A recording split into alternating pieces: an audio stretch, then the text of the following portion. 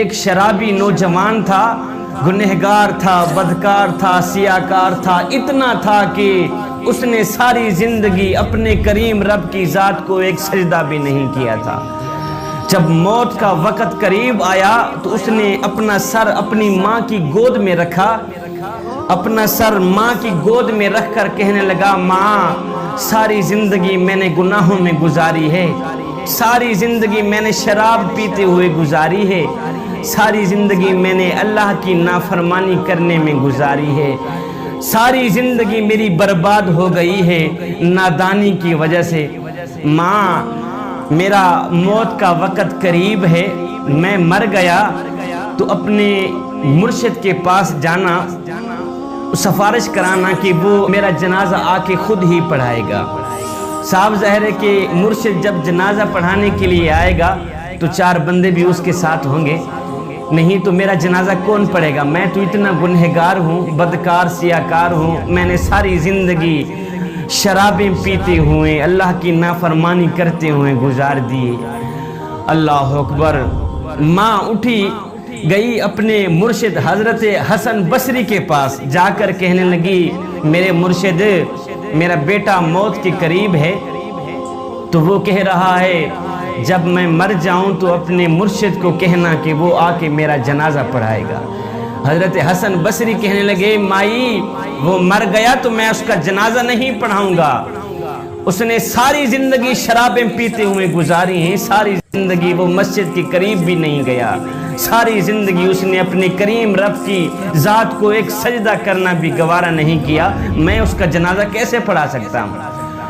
اللہ اکبر۔ وہ ماں روتے ہوئے واپس آئی، دوبارہ اپنی گود میں اپنے بیٹے کا سر رکھا، سر رکھ کر کہنے لگی، بیٹا کاش کہ تو نے زندگی میں ایک بات بھی میری مانی ہوتی تو آج میرا مرشد جنازہ پڑھانے سے انکار نہ کرتا، زندگی میں ایک بات پر بھی تو نے عمل کیا ہوتا، آج میرا مرشد تیرا جنازہ پڑھانے سے انکار نہ کرتا۔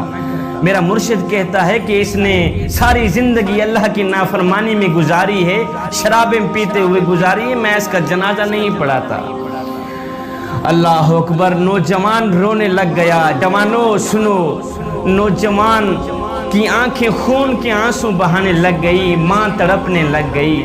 نوجوان نے کہا، اماں جی ایک بات تو بتائیں۔ ماں کہنے لگی، جی بولو بیٹا، کیا کہنا چاہتے ہو؟ نوجوان نے کہا، ماں مجھے اتنا بتا دے کہ میرے گناہ زیادہ ہیں یا میرے کریم رب کی رحمت زیادہ ہے؟ میرے گناہ زیادہ ہیں، میری بدکاریاں زیادہ ہیں، یا اس کریم رب کی رحمت زیادہ ہے؟ ماں خاموش رہی، ماں نے کوئی جواب نہ دیا۔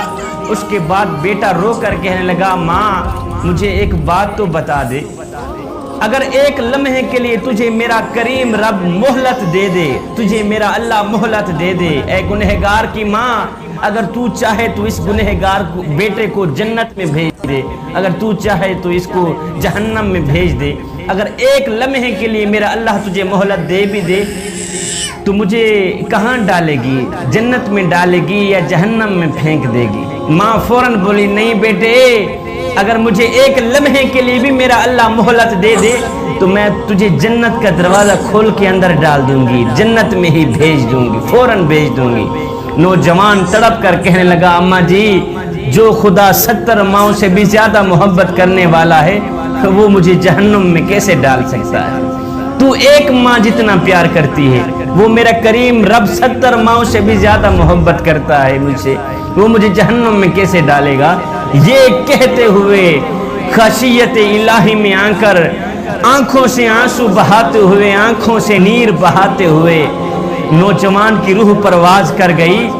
ادھر ماں رو رہی تھی، دوسرا کوئی رونے والا نہیں تھا بیٹے کو، ادھر کسی نے دروازے پہ آ کے دستک دی۔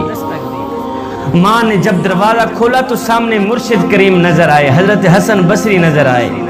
محترمہ کہنے لگی، مرشد کریم آپ نے تو مجھے جواب دیا تھا، آپ کیسے آ گئے؟ آپ کو کیسے پتہ چلا کہ میرا بیٹا فوت ہو گیا ہے؟ مرشد کریم کہنے لگے، محترمہ جی جب تو میرے پاس آئی تھی اس وقت میں سونے لگا تھا، میری آنکھ لگی، خواب میں کسی کہنے والے نے کہا، او میاں تو سویا ہوا ہے اور میرے یار کا جنازہ کون پڑھائے گا؟ حسن بصری تو یہاں پہ سویا ہوا ہے، ادھر میرا یار مرا ہوا ہے، میرا دوست مرا ہوا ہے، جا میرے دوست کا جنازہ پڑھا کیا ہے۔ ادھر ندامت کے 2 آنسو بہے تھے، ادھر ندامت اور شرمندگی خشیت الہی میں آ کر آنکھوں سے 2 آنسو بہے تھے، ادھر بخشش کا فیصلہ ہو گیا تھا، ادھر مغفرت کا فیصلہ ہو گیا تھا۔